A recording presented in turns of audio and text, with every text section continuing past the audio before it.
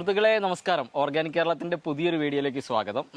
നമ്മൾ ഇന്ന് നിൽക്കുന്നത് പാലക്കാട് തമിഴ്നാട് അതിർത്തിയിലാണ്. നമ്മുടെ ചിറ്റൂരിൽ നിന്ന് ഏകദേശം ഒരു 6-7 കിലോമീറ്റർ പോരുമ്പോൾ ഒരു 6 മൈൽ എന്ന് പറഞ്ഞിട്ട് സ്ഥലമുണ്ട്. അവിടെയാണ് ഇന്ന് നമ്മുടെ ജ്യോതി മണികണ്ഠൻ ചേട്ടൻ്റെ ഫാമിലാണ്. ആള് നല്ലൊരു ജൈവ കർഷകനാണ്. പ്രധാനമായിട്ടും അദ്ദേഹത്തിൻ്റെ വിള എന്ന് പറയുന്നത് തെങ്ങ് തന്നെയാണ്. അപ്പോൾ നമ്മൾ ഇന്നത്തെ നമ്മുടെ വീഡിയോയിൽ കാണിക്കാൻ പോകുന്നതേ, നമ്മൾ എല്ലായിടത്തും ചെല്ലുമ്പോഴും തേങ്ങ മാത്രം ഫോക്കസ് ചെയ്ത്, തേങ്ങ അതായത് മൂത്ത് വിളഞ്ഞ തേങ്ങ, എണ്ണ, നമ്മുടെ വെളിച്ചെണ്ണയൊക്കെ ഫോക്കസ് ചെയ്തുകൊണ്ടാണ് എല്ലാ കേര കർഷകരും ഭൂരിഭാഗം ആളുകളും കൃഷി ചെയ്യുന്നത്. എന്നാൽ നമ്മുടെ ജ്യോതി ചേട്ടൻ്റെ പ്രത്യേകത, ജ്യോതി ചേട്ടൻ ഏകദേശം 1000 ചില്ലറ തെങ്ങുണ്ട്, 15ഓളം ഏക്കർ സ്ഥലമുണ്ട്. ഇവിടെ ഇങ്ങനെ ഇത് ഇളനീരിനും തേങ്ങയ്ക്കും കൂടി 2 പർപ്പസിലാണ് ഇത് ഉപയോഗിക്കുന്നത്. അപ്പോൾ നമ്മൾ പ്രധാനമായിട്ട് പറയുന്നത് കേര കർഷകൻ എങ്ങനെ ലാഭകരമാകാം, അതായത് നമ്മൾ ഇളനീര് വിറ്റിട്ടാണോ അതോ നമ്മുടെ തേങ്ങ വിറ്റിട്ടാണോ, ഇങ്ങനെ ഇതിൻ്റെ ഒരു കമ്പാരിസണാണ് നമ്മൾ ഈ വീഡിയോയിലൂടെ കാണിക്കുന്നത്. അപ്പോൾ തീർച്ചയായിട്ടും നിങ്ങൾക്ക് ഇഷ്ടപ്പെടുമെന്ന് വിചാരിക്കുന്നു. നമ്മുടെ വീഡിയോ കാണാം, മറ്റെല്ലാവരിലേക്ക് എത്തിക്കുക. നമുക്ക് നമ്മുടെ വീഡിയോയിലേക്ക് പോകാം. ജോയ് ചേട്ടാ നമസ്കാരം, നമ്മുടെ വീഡിയോയിലേക്ക് സ്വാഗതം. അപ്രതീക്ഷിതമായിട്ടാണ് ചേട്ടനെ പരിചയപ്പെട്ടത്. എന്തൊക്കെയാണ് ഇവിടെ എന്തൊക്കെ കാര്യങ്ങളാണ് ചെയ്യുന്നത്? കൃഷിയായിട്ട് എന്തൊക്കെയാണ് ചെയ്യുന്നത്? തെങ്ങ് തന്നെയാണ് പ്രധാനം. വളമ്പില്ല്, പുല്ല്, മാടിന് വേണ്ടിയിട്ടുള്ള പുല്ല് അല്ലേ? ഓക്കെ. ഇത് തെങ്ങിന്റെ ഇടവേളയായിട്ട് പുല്ല് ചെയ്തിട്ടുണ്ട് അല്ലേ? നമുക്ക് ഏകദേശം എത്ര ഏക്കർ സ്ഥലമുണ്ട് ഇവിടെ? 15 ഏക്കർ അല്ലേ? 15 ഏക്കറില് ചേട്ടൻ ഏകദേശം എത്ര തെങ്ങ് വെച്ചിട്ടുണ്ട്? തെങ്ങ് ഒരു 1000 തെങ്ങുണ്ടാവും. 1000 തെങ്ങുണ്ട്. 1030 തെങ്ങുണ്ട് അല്ലേ? 1030 തെങ്ങുണ്ട്. നമ്മളെ തേങ്ങ അല്ലാതെ നമുക്ക് ഇളനീരിന്റെ ഒരു പർപ്പസും കൂടി ഉണ്ടല്ലോ അല്ലെ? ഇളനീര് അല്ലേ? അപ്പൊ നമ്മള് ഇളനീരിനായിട്ട് വ്യത്യസ്തമായിട്ടുള്ള തെങ്ങുകൾ വെച്ചിട്ടുണ്ടോ? അതിൻ്റെതായ തെങ്ങുകളുണ്ടോ? അതോ നമുക്ക് രണ്ടും കൂടിയിട്ട് 3 വരുന്ന പോലെയാണ് വെച്ചിട്ടുണ്ടായിരുന്നു. തേങ്ങയും കല്ല് ചെത്താനും തേങ്ങയ്ക്കും ഇളനീർക്കും 3 ചെയ്യാ. ഈ മരത്തിൽ ചെയ്യാം. വേറെ എന്തെങ്കിലും ചെയ്താൽ പിന്നെ ഏതും ചെയ്യാൻ പറ്റില്ല. ഓ, അത് ശരി. ഞാൻ ചോദിക്കട്ടെ, അപ്പൊ നമ്മൾ ഈ ഇളനീരിനായിട്ട് എടുത്തിട്ടുള്ള തെങ്ങ് ഏത് ഇനമാണ്? അങ്ങനെ എന്തെങ്കിലും? നാടൻ ഇനം തന്നെയാണ്. ശരിക്കും ഈ തമിഴ്നാട്ടിൽ നിന്നൊക്കെ ഇളനീരിനായിട്ട് പ്രത്യേകമായിട്ട് DJ ആണ്. DJ ചെത്താൻ പറ്റില്ല, അത് പറ്റില്ല അല്ലേ? ഓ, അപ്പൊ നമ്മള് സാധാ തെങ്ങിൽ തന്നെയാണ് നമ്മൾ അതിന് ഇളനീര് കൊടുക്കുന്നത്. 3 പർപ്പസാണ് ഇതിൽ നാടൻ തെങ്ങിൽ നമ്മൾ വെച്ചിട്ടുണ്ട്. ഇളനീർക്ക് തണിച്ച് വെച്ചാൽ ഇളനീർക്ക് മാത്രം തന്നെ ആകും, തേങ്ങയ്ക്ക് ആകില്ല. കല്ല് ചെത്താൻ പറ്റില്ല. ഇളനീര് മാത്രം വെച്ച ഇളനീർ അങ്ങനെയാണ് അല്ലേ? ഇതാകുമ്പോ നമുക്ക് 3 ചെയ്യാൻ ചേട്ടാ. ഒരു കേര കർഷകനെ സംബന്ധിച്ചിട്ടേ തെങ്ങ് ഇപ്പൊ ഏകദേശം 1000 ചില്ലറ തെങ്ങ് ഇവിടെ വെച്ചിട്ടുണ്ടല്ലോ. നമ്മൾ ഈ 1000 ചില്ലറ തെങ്ങ് വെക്കുമ്പോൾ നമുക്ക് ഇളനീരിന് വേണ്ടിയിട്ട് അതിലൊരു പകുതി തെങ്ങെടുത്തു എന്ന് വിചാരിക്കുക. അതായത് ഞാൻ ചോദിക്കുന്നത്, ഇളനീരിന്റെ പർപ്പസിന് വേണ്ടി ചെയ്യുമ്പോൾ നിങ്ങൾക്ക് ലാഭകരമാകുന്നത് എങ്ങനെയാണ്? ശരിക്കും ലാഭകരം പറഞ്ഞാൽ തേങ്ങ ഇട്ട 60 ദിവസം 65 ദിവസം കഴിഞ്ഞ് തന്നെ അവർ തേങ്ങ ഇടാൻ വരും.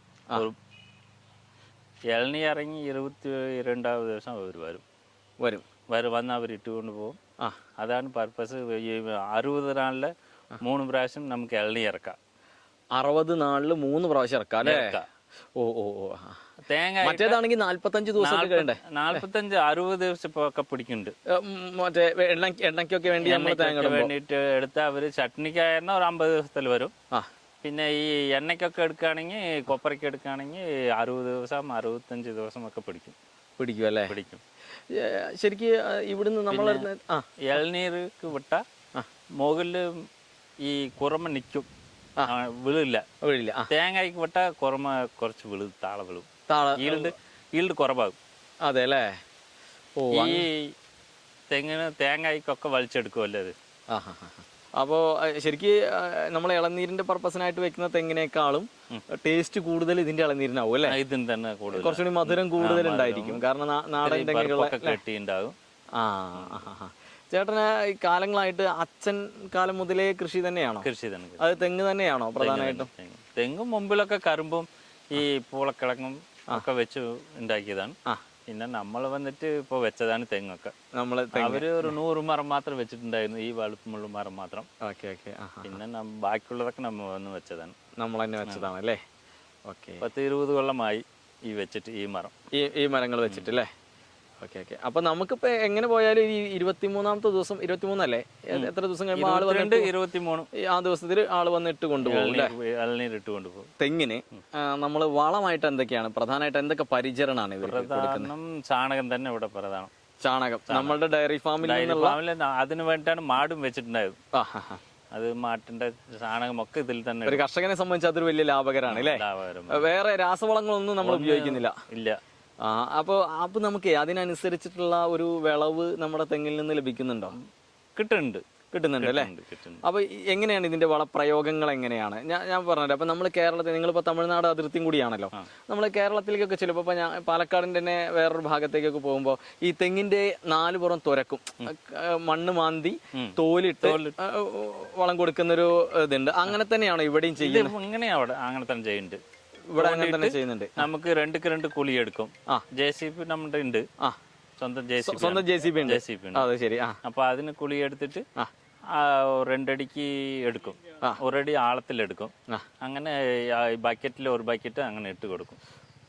ഈ വർഷം ഇപ്പുറത്തിടും, അടുത്ത വർഷം ഇപ്പുറത്തിടും.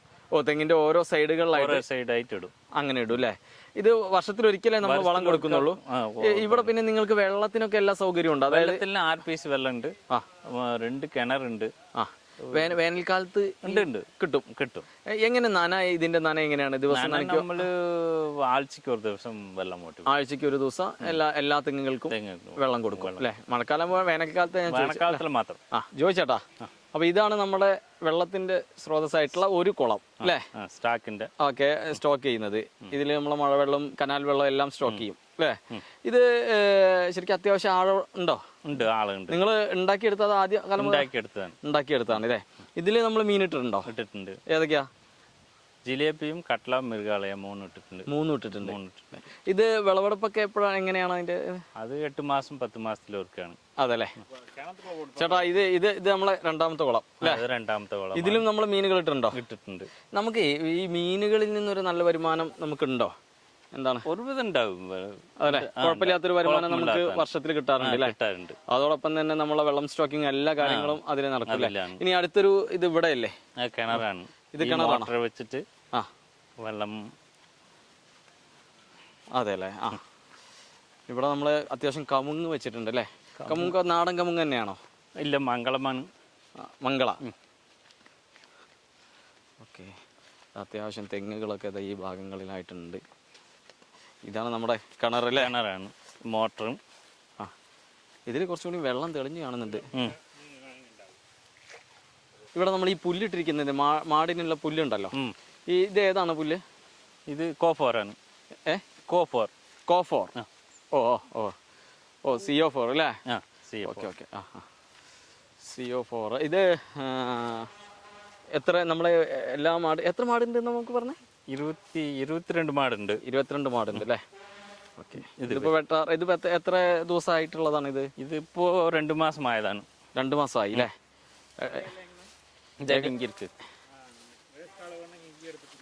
ഏകദേശം നമുക്ക് വെട്ടാറായി അല്ലേ? വെട്ടാറായി. ഓക്കെ. ഇവിടെ എന്തായാലും നല്ല നനവുള്ള സ്ഥലമാണ് കേട്ടോ അല്ലേ? അടക്കയും നമ്മുടെ ഒരു പ്രധാന വരുമാനം തന്നെയാണ് അല്ലേ? പ്രധാനം തന്നെ. അത് അത്യാവശ്യം കമുകുകളും എല്ലാം ഉണ്ട്. കംപ്ലീറ്റ് ജൈവ രീതിയിലാണ് ചെയ്യുന്നത് അല്ലേ? അല്ല, മട്ടയിൽ കാൽ വെച്ചിരുമേ.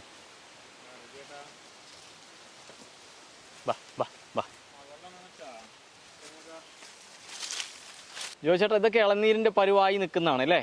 ഇനി 10 ദിവസം പോയി ഇളനീർ എടുക്കാറായി. ഇപ്പൊ എടുത്തിട്ട് 10 ദിവസമായി. ഇനി 10 ദിവസം പോയി എടുക്കാറായി. അടുത്തത് എടുക്കാറായി.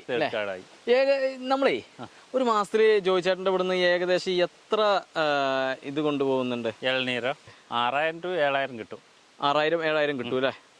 ഓക്കെ. പിന്നെ നമ്മളെ വീട്ടിലെ ആവശ്യം കഴിഞ്ഞാൽ മറ്റ് ഇതൊക്കെ എണ്ണയാട്ടാൻ അങ്ങോട്ട് കൊടുത്തയക്കുക തന്നെയാണ് അല്ലേ? അത് ബാക്കിയുള്ള തേങ്ങായി 10-3000 കായ് കിട്ടും. നമുക്ക് കിട്ടും അല്ലേ? നമ്മളെ ഇളനീരെന്ന് പറയുന്നതേ ഇതാണ് ശരിക്കും ഇളനീരിന് പോകുന്നത്. ശരിക്കും ചുവപ്പ് ഇളനിയാണ് ഇളനീരിന് പോകുന്നത്. ഇതിനെങ്ങനെ മാർക്കറ്റ്? ഇത് അത്യാവശ്യം മാർക്കറ്റ് 20 അടുത്ത് പോകും. 20 അടുത്ത് അതല്ലേ? ഇപ്പൊ അത് പിന്നെ എന്തായി പറഞ്ഞാൽ ഈ ചുവപ്പൊക്കെ ഇപ്പൊ കേട് വന്നു. ഇതിനെന്താ കേടെന്ന് പറഞ്ഞ? ഇത് കേട് വന്ന് ഇപ്പൊ ഈ മണ്ടേരിയും ഈ കല്ലിപ്പൂച്ചിയും വന്നിട്ട് കാപ്പൊക്കെ കുറവായി. അതല്ലേ? ഈ നാടൻ മരത്തൊക്കെ വന്നില്ല. ഇത് നാടന് വന്നില്ല, ഇതിന് വന്നില്ലേ? ഇത് മലേഷ്യൻ ചുവപ്പ്. ഇത് ഏതാണ് ഇനം? ഇത് ചുവപ്പ് ആറഞ്ചനാണ് പറയുന്നത്. ഇളനീർ നമുക്ക് 2 ഇളനീരും കൂടി ഒന്ന് നോക്കി നോക്കാം അല്ലെ? എങ്ങനെയാണ് അതിന്റെ ഒരു ക്വാളിറ്റി? ചോദിച്ചിട്ടുണ്ട് ഇളനീരിന്റെ ക്വാളിറ്റി ടേസ്റ്റ് നാടനാവൂല്ലേ കൂടുതൽ നാടനാണ്. ആ അത് ശരി. ജോയിച്ചേട്ടൻ തന്നെയാണ് ഇതിൻ്റെയൊക്കെ ആശാൻ. അതായത് ഈ തമിഴ്നാടിൻ്റെ ഈ സൈഡിലേക്ക് വരുമ്പോൾ ആള് കയറി ഇടലില്ല അല്ലേ? ഇവിടെ ഇല്ല, കിട്ടുന്നില്ല, ആളെ കിട്ടുന്നില്ല. ശരിക്കും തോട്ടിയിട്ട് അല്ലേ? തോട്ടിയിട്ട് തന്നെ വലിക്കുന്നുണ്ട്. തോട്ടിയിൽ കത്തി വെച്ച് കെട്ടി വലിക്കലാണ് നമ്മളെ പ്രധാനം അല്ലേ? ജോയിച്ചേട്ടാ, ശരിക്കും ഒരു കേര കർഷകന്, അതായത് ഈ അയാൾ എങ്ങനെയാണ് ശരിക്കും ഒരു ലാഭകരമായ രീതിയിലേക്ക് നമുക്ക് മാറാൻ പറ്റുക? ഒന്ന് ജോയിച്ചേട്ടൻ പറഞ്ഞാൽ എനിക്ക് മനസ്സിലായി. നമ്മുടെ ഇത് ഇളനീരിനെ കൊടുക്കുകയാണെങ്കിൽ നമുക്ക് ലാഭം തന്നെയാണ്. അതല്ലാതെ നോക്കുകയാണെങ്കിൽ ഇളനീരിന് കൊടുക്കാത്ത കർഷകർ ഇഷ്ടം പോലെ ഉണ്ട്. അങ്ങനെ ഒരു കർഷകൻ എങ്ങനെ ലാഭകരമാവാൻ പറ്റും? ലാഭകരം പറഞ്ഞാൽ ഈ നമുക്ക് ചാണകം അതൊക്കെ തീട്ട് ഇതിന്റെ ഓർഗാനിക് ഇത് നമ്മളെ ഉണ്ടാക്കിയിട്ട് ഇട്ട നമുക്ക്, അതായത് നല്ല വളങ്ങൾ കൊടുക്കുക, നല്ല ചാണകമോ ആട്ടിന്റെ വളമോ എന്തെങ്കിലും ഇട്ട് കൊടുത്താൽ അത് നമ്മൾ തന്നെ ആട് വളർത്തിയിട്ട് ഇട്ട് കൊടുത്താൽ ലാഭകരം ഉണ്ടാവും അല്ലേ? ശരിക്കും വേറൊരു കാര്യം കൂടി നമ്മൾ ശ്രദ്ധിക്കണം അല്ലേ? നമ്മൾ പണിക്കാരൊപ്പം നമ്മളും കൂടി, നേരത്തെ എന്നോട് പറഞ്ഞിരുന്നു, അതിപ്പോ പറയാൻ വേണ്ടി, നമ്മൾ ഈ പണിക്കാരെ കൂടെ നമ്മളും കൂടി വർക്കിന് ഇറങ്ങിയാലാണ് അല്ലേ? വർക്കിന് ഇറങ്ങിയാൽ തന്നെ അവരും എപ്പോഴും വരണം. ഈ മരം അവിടെ പോയാൽ മരം എന്താ കാക്കില്ല, ഈ മരം കേട് വന്നിട്ടുണ്ട്, പിന്നെ ഇളനീർ താള വീഴുന്നുണ്ട്, അതൊക്കെ കാണായോ? ഇല്ലെങ്കിൽ നമ്മൾ പോവാണ്ടിരുന്ന അത് എന്ത് മരത്തിൽ ഏത് കേട് എന്താ നമുക്ക് അറിയില്ല അല്ലേ? ഇതിലിടാം. ഇത് ഓറഞ്ച് തന്നെയാണല്ലോ ഇത്? നമ്മുടെ നാടനല്ല മറ്റേത് അല്ലേ? ഓക്കെ.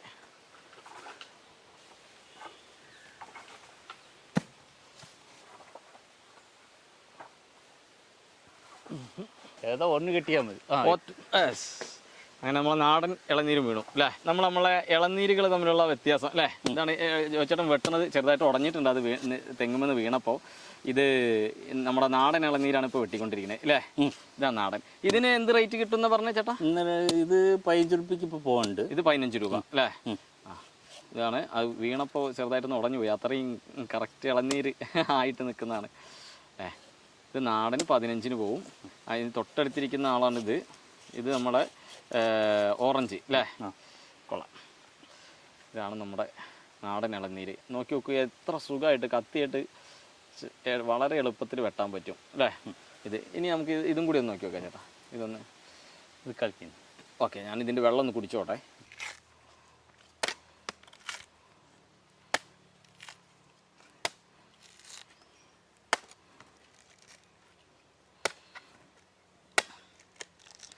ഹൈബ്രിഡ് ഇളനീര് അല്ലേ? ഹൈബ്രിഡ് ആണ്.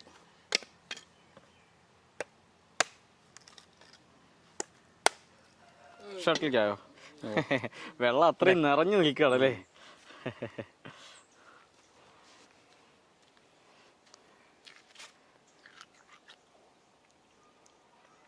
നമ്മുടെ പ്രേക്ഷകർ, നമ്മളിപ്പോൾ നമ്മളെ തേങ്ങ ഇതൊക്കെ കണ്ടല്ലോ, അപ്പോൾ നമ്മളെ പ്രേക്ഷകർക്ക് ഒരു സംശയം ഉണ്ടായിരിക്കും. നമ്മളിപ്പോൾ ഇളനീര് വെക്കുകയാണെങ്കിൽ ഏത് ഇനമാണ് വെക്കേണ്ടത്? അല്ലെ ഇളനീരും തേങ്ങയ്ക്കും കൂടി ആണെങ്കിൽ DJ തെങ്ങും ഈ ചുവപ്പ് ആറഞ്ച്, ഇപ്പൊ നമ്മൾ ഈ ഓറഞ്ച് നമുക്ക് വെക്കാം അല്ലേ? ഇതും വെക്കാം അല്ലേ?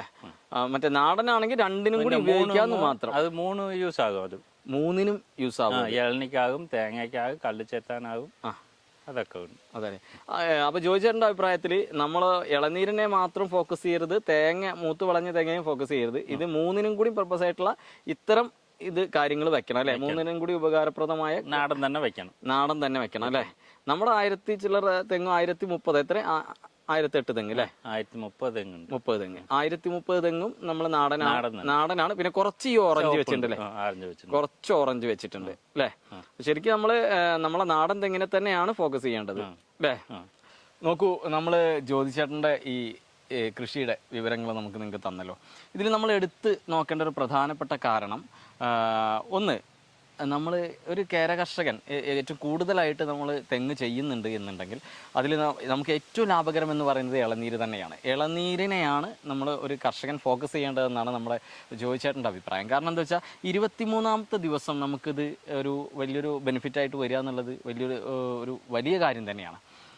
അപ്പോൾ ഈ വീഡിയോ നിങ്ങൾക്ക് ഇഷ്ടപ്പെട്ടു എന്ന് വിചാരിക്കുന്നു. അതോടൊപ്പം നമ്മൾ ആ 2 തേങ്ങകളുടെ ഡിഫറൻസ് കാണിച്ചു തന്നത്, ഇത് ഒരു കർഷകൻ ഈ രംഗത്തേക്ക് വരികയാണെങ്കിൽ ഏത് വിളയാണ് കൂടുതൽ ചെയ്യേണ്ടത് എന്നുള്ളത് അത് നമ്മൾ എപ്പോഴും നോക്കേണ്ടതായിട്ടുണ്ട്.